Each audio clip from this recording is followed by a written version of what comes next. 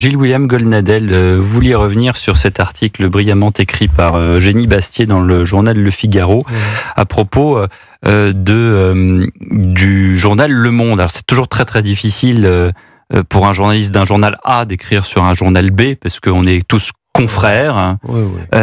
Maintenant, c'est vrai que je lis quelques lignes quand même et après je vous laisserai parler.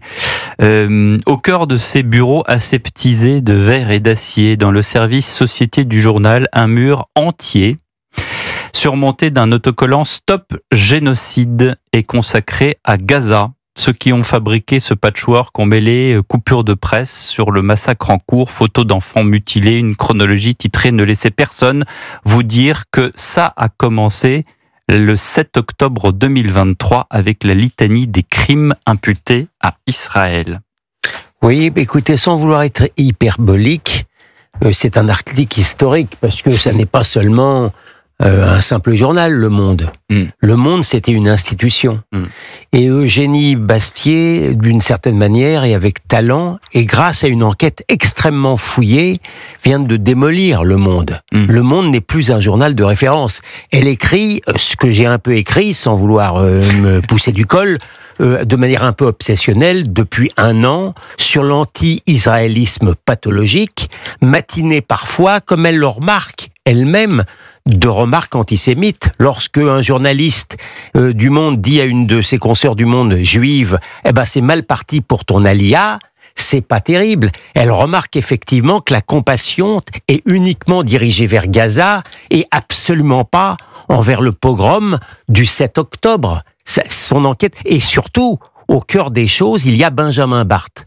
Benjamin Barth, c'est l'un des rédacteurs du Monde, chargé du Proche-Orient, sur lequel j'ai écrit depuis un an, et qui a des positions outrancièrement anti-israéliennes, et qui est marié avec une activiste palestinienne, qui a chanté de joie le 7 octobre, et qui a pleuré le jour de la mort du chef du Hamas en recommandant son âme à Dieu.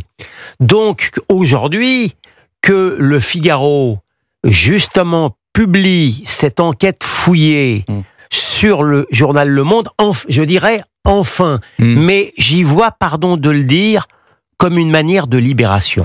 Et ça n'est pas un hasard si ça arrive maintenant, ou d'une certaine manière, l'extrême gauche médiatique est quand même un peu taillée en pièces. Ça n'arrive pas, encore une fois, de manière fortuite.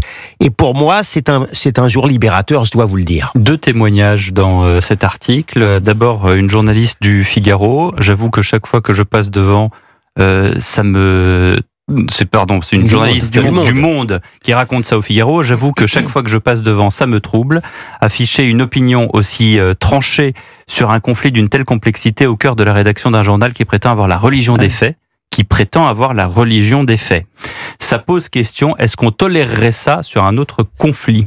En fait, comment ça se passe au journal du dimanche, Joël Torres ? C'est une liberté totale et je vous invite à venir voir les locaux.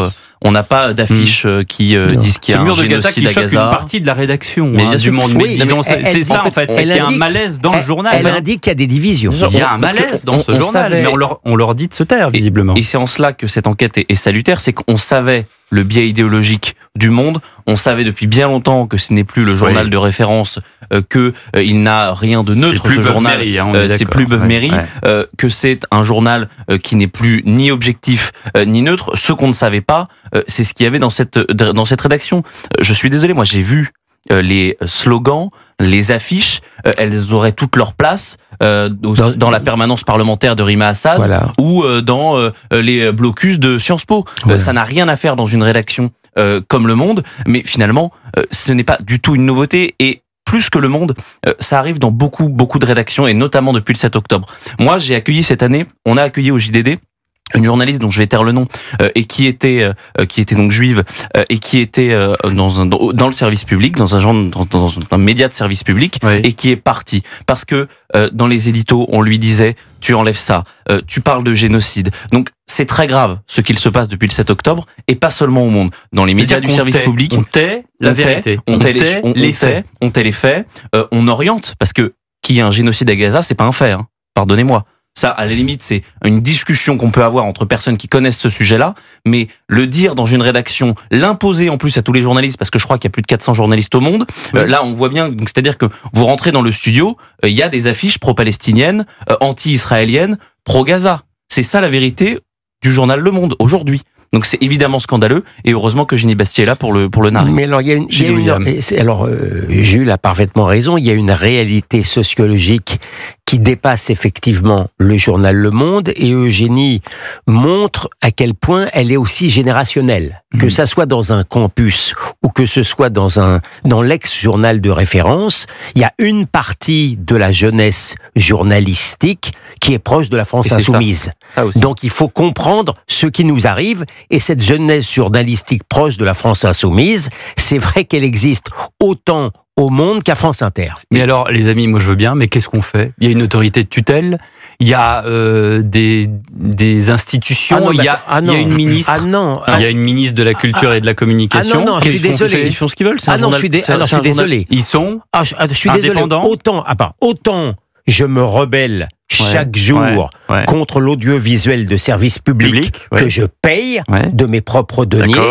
Autant Le Monde est libre de désinformer dans les limites de... C'est ça qui est terrible, c'est-à-dire qu'il est libre de désinformer. Mais dans les limites de la loi, la seule sanction, c'est le lectorat.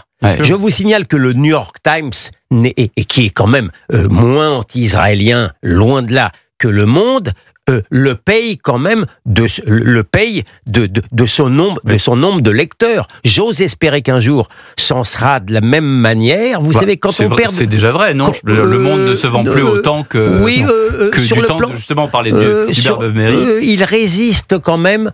Il a beau... il a fait la transition numérique. Sur le plan numérique. Il résiste quand même. Mais auréolé de son prestige.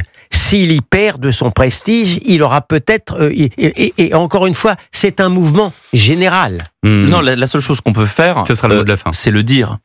C'est-à-dire que vous savez que eux, ils ont des journalistes médias, donc qui passent leur journée à écouter Europe 1, à écouter CNews, à lire le JDD pour dénoncer soi-disant un manque d'objectivité, de neutralité. Eh bien, ils font la même chose, ils font même pire, parce que moi, dans la rédaction aussi, parce que nous on manque pas d'objectivité. Non, bien sûr que non. Je veux dire, c'est même pire. Nous, au journal du dimanche, on n'a pas d'affiche, on n'a pas de pancarte pro-palestinienne, on n'a rien de tout ça.